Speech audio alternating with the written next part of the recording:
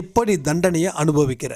நீ செஞ்சதுக்கு தான் தண்டனையை அனுபவிக்கிறே தவிர கடவுள் வந்து தப்பாக வந்து வழி நடத்தி உன்னை எந்த இடத்துலையும் சிக்க வைக்கல. ஏன்னா கடவுள் மனுஷன் இல்லை, கடவுள் தான், மனுஷன்தான். அப்போ இத்தனை விஷயங்கள் தான் வாழ்க்கை. சரி, ஓகேங்க, வாழ்க்கை அப்படி ஆயிடுச்சு, இப்போ என்ன பண்ணலாம்?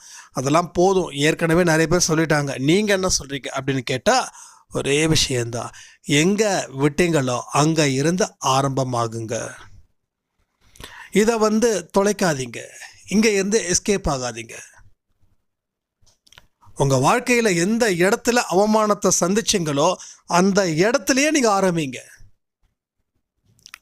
இந்த விஷயத்த பண்ணால் தோல்வி அடைஞ்சேன்னு நீங்கள் அந்த விஷயத்தை கைவிட்டீங்க இல்லையா, இப்போ அதுக்கு வாய்ப்பு இருந்தால் அது உடனே ஸ்டார்ட் பண்ணுங்க.